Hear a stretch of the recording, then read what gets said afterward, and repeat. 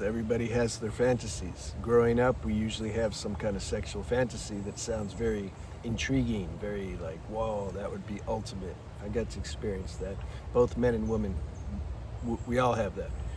A lot of people, though, they're not in touch with it. They don't let themselves actually check out what's hiding in the subterranean crannies of their mind because of certain judgments and stuff conditioning we absorb from society and religion, that this is bad, so it's like, okay, I'm not even going to look at it. Well, if you don't look at it, it doesn't mean it's not there. It just means like we're pretending something's not there that's actually there, and that stunts your growth after some time, because part of waking up is, and part of purity is when you look at everything, your dark qualities, your light qualities, and everything hiding in there. So this is kind of a fun video, but the point of it is when I got to experience this, I actually felt very empty during the act. I didn't have to wait till it was done to feel it. No, I felt it during it. And so we're going to talk about how fantasies can be a very intense hypnosis and delusion that the mind falls into, and that we start getting caught up in, and you just kind of lose yourself in delusion. So one of my fantasies, like a lot of guys, is being with two girls. Like, whoa, what would that be like? Two girls giving me female energy and attention. Now, my fantasy got even more, I don't know how many people experience this, but it wasn't just two girls. This is when I was in India. I was about 30 years old, and they were also 30. So it was two girls, and they were Indian girls, and they're identical twins, and they're village girls, which means they had more of a kind of innocent quality, not too innocent, obviously, but you know, it's the opposite of a modern girl, and I liked that energy because I had a deficit of it growing up in the West and being in LA, and just, yeah, I wanted to experience like what's a woman like who hasn't been conditioned so much by society and modernism and all that stuff. I also like modern girls. Sometimes girls, man, they're sensitive. You gotta be careful. I think that I'm talking about them if I say I like the village girls. They think what they hear is, oh, he doesn't like any modern girls, and then they think they're a modern girl, and so then they get offended. It's a subconscious thing, I understand, but I see it and hear it when they leave certain messages and comments. The modern girls, they have their own benefits. There's pros and cons to everything. There's duality.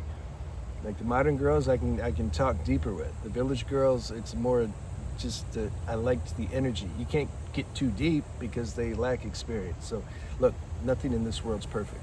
So I was in India, and I was staying at this guest house, and I had to walk down the road every time to go get groceries. And so I would pass by, it was a beauty parlor, Mona and Sona. And they would be sitting, you know, at their, like you can see inside, and they're sitting there and waving, and you know. And then I saw also as part of the sign, besides beauty parlor, it said massage. Now, what makes it even more, sometimes taboo things make things more fun. See, at that time in India, women didn't give guys massages. It's man and woman, and I didn't like that. I didn't feel right. Guys rubbing on my stomach and thighs, and like it didn't feel right. So, but this was part of their culture, you know. They just didn't. The girls didn't massage guys. So it's more fun to try to find one that did. You know, it's like kid stuff, fun. It was fun. So I went, and they kept smiling every time I walked by, and so I'm thinking, I'm gonna go check it out. Maybe they do massage. Maybe they'll massage a guy. So I went in, and then I said, hi, how you doing? I didn't even have to say anything. They said it first. Hey, you want a massage? I tried to play it cool, but I was excited at the same time because it confirmed. I'm like, oh, they do massage, okay. And so I said, yeah, maybe sometime. maybe I'll come back playing it cool, right? Trying to be cool. But I left with a big smile. I'm like, damn, I'm definitely coming back. And so then I came back, I don't know, did I come back the same day? No, I think I came back a day or two later. And I'm sharing with my Indian friend who lived there all the happenings, what's happening. And he likes hearing it too, you know. So then I came back. I said, okay, yeah, let's do a massage. And they would give massage, and it was nice, it was sensual massage, you know, but not over the top. They weren't, you know, you don't do everything the first session. And so I kept coming back, and I give them a good tip, and they're happy, and I'm happy, and so that continued for, I don't know, a few weeks. Then things started, you know, you go from, you know, first base to second base, and things started escalating, and they started playing around a little bit, you know, checking, sizing me up, seeing if I like it, and I liked it, especially because I wasn't releasing. This was my whole thing. I was practicing semen retention through all my escapades. I didn't want to lose my energy, no matter what. So what that did was heighten the intensity and dopamine stimulation even more, because I wouldn't release. If I released, it would kind of, you reset back to ground zero, and the energy would be gone, and things wouldn't be so exciting anymore. But I was a real edging addict, so I wanted to keep that intensity up. And so then, like I said, we kept going a little bit, and then finally the day came. And I didn't do the full, you can say, threesome. I didn't have to. I saw in the middle of it, I'm like, okay, we're gonna get to that part. So, getting the massage like normal, and then, and they wore a blue dress. So they're identical twins wearing a blue identical dress that they made. And so, yeah, this was the day, you know. And okay, so just to get right to it, one started kissing me, okay, and then the other one started doing a little something, and then they switched. The one that was doing a little something, she started kissing me, and that one did a little something. After about, man, it really didn't take long. 5 minutes. I was like, I want this. Inside, I'm like, I'm bored. I want this. I'm done. There was no intimacy. There was the fantasy got crashed. It felt very contrived. I enjoyed much more the lead up to that, the fantasy, the anticipation, them just giving a sensual massage without going further than that. I enjoyed that much more. But once it came down to actually heading in that direction on a more gross level, I was done, man. And then not only that, it crashed it. The relationship between us wasn't the same anymore. It's like you crossed the line now. It's like we entered into some territory now we had no business entering, and now like too familiar with each other. And man, I really am one that enjoys platonic relationships with a woman. And I like the Chinese movie. Chinese movies are good. A lot of them depict this. Sometimes the guy that sacrifices himself and fights for the woman and her family, they're not even together or married or nothing. And I saw one last year where the girl did the same thing. She sacrificed. They were both warriors. I like the Chinese kung fu movies. And especially when the Chinese girls are badasses and they just start taking out everybody. I like it. So there was a movie where they were both warriors, the girl and the guy, and the girl ended up at the end sacrificing herself for him. I don't remember the name of the movie. And he wasn't there, but she got a remedy for a sickness he had and gave it to his brother was there and said, go take it back. But there's limited supply. It was only enough for either she took it or him. And she said, no, you take this to your brother. I'm going to give it to him. And then the medicine woman that gave her the medicine came outside the cave where she got it and saw her laying on the ground and understood what was going on. And she said, why did you give that to a man and sacrifice your life for a man that you're not even married to? And she said, because he'd do the same for me. It was just a damn good movie. Any relationship I had where we didn't cross the line and it was more platonic, our relationship is still good. It doesn't mean I talk to them every day, but if we did talk, it's cool. Something happens when you go past that line. Anyway, let's get to the main point of the story. So I wrote here, the fantasy, it creates a hypnosis. It's the same thing I touched on, I think in the last video, where I say you get into this trance with your thoughts when you watch stuff on the internet, when you fantasize, whatever. The mind, the lust tendency in the mind creates these delusions, and you start believing in them, and you're literally in a trance. That's what this fantasy does. And worse than that, it edits the reality of the actual situation as demonstrated based on what I told you. It sounded really nice, and I was really anticipating this act taking place, and I was excited about it. And then once it took place, I was like, this sucks, because it's not, you're under the influence of the drug. The brain is full of drugs. We have so much drugs in us that the endocrine glands release. When we find certain thoughts and situations will unlock this chemistry, and it drugs you, and you start believing in things that aren't true. And that's what that did. It not only that, when I'm in this fantasy mode, it like eliminates, all I see is the positive delusion part. I don't see any of the consequences, any of the insecurities. I don't see any of that. It blocks all that out. But then when reality shows up, minus if you're drunk or high. See, that's how some people can enjoy these fantasies. If you're drunk or high, that can alter your whole, even when you're in real-time experience, you still can't see clear because you're drunk and high. So I'm talking about doing something like this with a sober, sound mind. That's how I did it. And it's never the way the fantasy was imagined to be. It's like the mind lied. And it's not, it's injurious to the other people. That took me a while to understand that. I'm reducing people, I'm like dehumanizing them.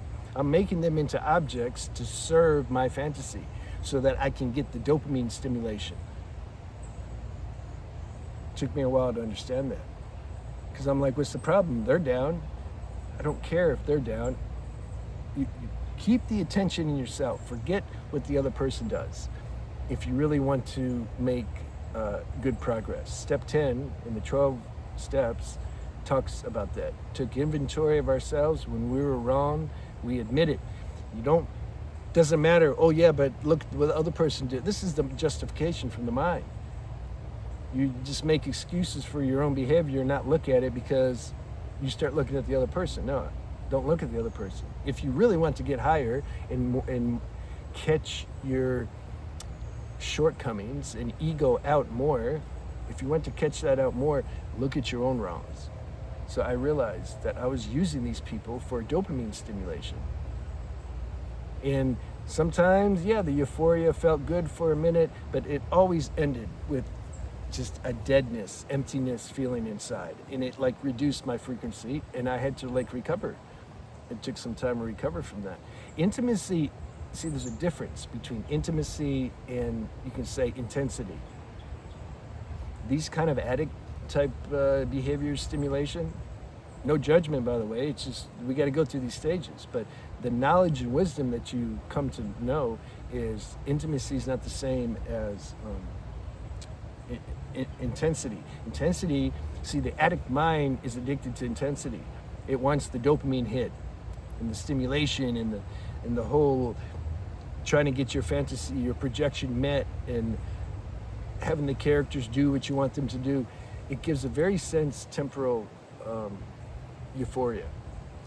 True intimacy, that lasts. That kind of satisfaction, it goes deep. And then that frees you even. You don't have to, like, that's how you transcend the sexual instinct. When you have certain desires, as we all do, 99.9% of us, the way to transcend them isn't just by like reading scriptures and praying and meditating. You know how many monks I've seen and people in ashrams that they got no business being in there. They need to go out and live life. And if the headmaster of the ashram is higher level and he's not trying to just get people to come there to do work, to make, to use them to do work or to get money, he'll tell them, say, look, you're not ready. He can just tell based on their energy, their level of consciousness, the way they talk. He's like, you need to go out and live life some more. You're not ready to come be in the ashram. Okay, right. What was I saying? I was talking about desires. So sometimes you have to, I was talking about intimacy though.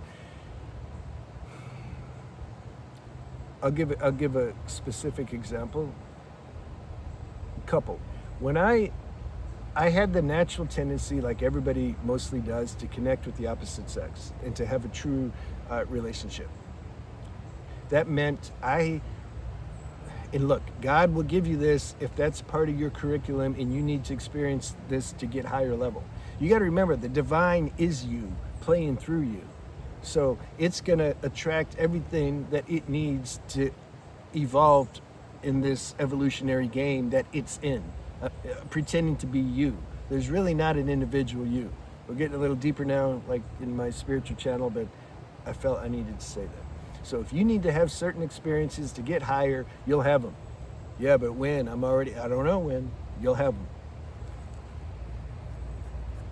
I wanted to experience what it was like to have such matching chemistry with the woman and an honest love for one another. Now, a lot of guys say, oh, that's not possible. The girls are just using you. Yeah, maybe that will come out later. Who cares? I don't care about that. I wanted to experience at least a moment of that. And that you can experience. Maybe you'll have a month or two where you guys, it's very clear that there's a synergy between you two and the love is pure. Who cares if it lasts or don't last? That's not the point. The point is you experience that. Okay, I got to experience that. That was very helpful because now I don't have a catalog of unfulfilled desires in my mind that is making me restless because, like, I didn't get to experience what that was. I got to experience that. And then another desire I had was I wanted to have high-level sex, true tantric sex, with a woman who it was just about circulating the energy. It wasn't about the orgasm. It was hard for me to find a girl who was on that level. And who you can't just go rent one. Like, there had to be real chemistry and love between each other. I got to experience that too. That's why I haven't had sex since. It's been over 4 or 5 years. So, and no desire at all. Why? Because I was satiated. I got to have these experiences, see what it felt like, and so the craving's like not there anymore, like bothering me. Well, but what about the? So sometimes we need to go have certain experiences so that we can be free from these just bothersome compulsion and tendencies that we have. Now, am I saying to go experience every single fantasy you have, no matter how dangerous it is? Okay, you need to have common sense when it comes to these things. But some things you need to experience to check and see so you can be free of it. I'll give another good example. It's a funny one. I was about 21. I was living in LA, trying to be an actor. And then all of a sudden I had the bright idea. I'm like, well, why not do X-rated movies? Sounds good. You like get paid for having sex with good-looking girls. Huh, okay. I got it's called the LA Express at the time. That's where all the dodgy stuff is listed in the ads and all that. So then I found something like hiring for movies, X-rated movies. So I called, I went to go see him, and it turned out it was for gay movies. I said, no, man, I'm not, can't do that. He says, no, we pay $10,000 a movie. I said, no, I'm good, man. I said, I'm just trying to see like where the girl's at. Who does that? And he ended up giving me the number. I guess at that time, that stuff was illegal or something, because when I called the number of the producer that does the films for, co-ed, that was a funny conversation. I remember I called, I said, yeah, I'm inquiring about, maybe being in your film. Who's this? I don't even know what you're talking about. Somehow I knew, I'm like, no, I understand what you're doing. You want to screen your calls. I said, but I'm serious. I got your name from so-and-so. And then he understood. And then he said, tomorrow, 11 a.m., 4151 Santa Monica Boulevard. And he hanged up. I felt like I was like, in a movie or something, with getting the codes. So then I went there, and it looked like this abandoned building, and it had carved in the building 4151. I don't remember if that was the address, but I'm just saying. And so then I entered, and all these things are happening, people, business stuff. Like, it looked like an abandoned building, but it was full. And I started the process. I didn't get very far. Same thing as with the two-girl experience. I didn't need to get too far. I saw the nonsense very quick. But the first step was they take your picture, make sure your equipment's up to par, and then they give you the picture book to look through with the girls. You get to see the stars you get to work with. So I like that part the best. That was the best. That was the most fun. And then they said, okay, you can come back, you passed the test, you can come back like next week to do the break-in. It's called the break-in period. And there's a break-in couch. And then you're supposed to lay on the couch with this girl and do stuff. And then the camera, like everybody's there watching. They were explaining what was going to happen. And then they said, look, the director stands in the back. When he puts his hand up, that means you have 30 seconds to release. He says, and they said, look, that's what gets you in, man. If you can release on cue, this is what we're looking for. We don't even really care how you look, And I was like, okay. And I left, and I remember I was driving home in my car. I'm like, F this, man. I'm not doing this nonsense.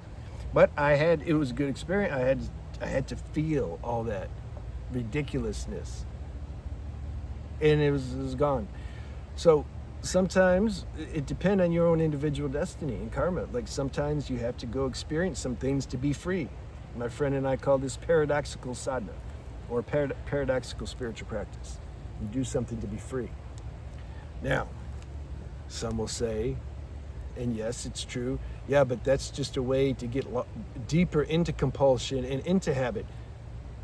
You got to work it out. Yeah, that's also a possibility. You have to know yourself. Nobody can tell you the prescription. For some people, like I said, if they just force themselves to do nothing and don't entertain any fantasy or idea, they'll go mad. So that's also not the answer. For some people, if they go and experience every single fantasy they have in their mind, they'll end up in jail. That's also not the answer. Well, what's the answer? Yeah, you tell me. You have to check. You have to try these things. Life is like that. Nobody can tell you what to do. The highest master could be here, and he's not allowed to just write out a tailor-made instructional pamphlet for how to be free. Life doesn't work like that. So I'm sharing different things, and then you have to check and see what applies to you. So I think we hit everything. But in summary, the craving for these experiences, it's never about the satisfaction that experience is going to bring you. Never. Because whenever I was doing things like this, the end result of the experience was very low level, very low vibrational, and I just felt like I sold my soul to the devil, so to speak. I'm exaggerating a little bit there, but I'm trying to illustrate it was just never like I thought it was going to be. the craving, the real obsession, you know, it's coming from this, when we're in this hypnosis, the lie that our mind is telling us that we're going to experience and feel. We're craving that. We're looking for that, but that never happens. That's the whole hoax. But you might need to go do some things to figure that out for yourself. Or if you're blessed, maybe just hearing a message like this can save you a lot of time. That's why I'm making the videos. In case there's a few people to where if this type of message accelerates your evolution to where you don't have to go do all these things. That's the point. All right, I hope you enjoyed the video.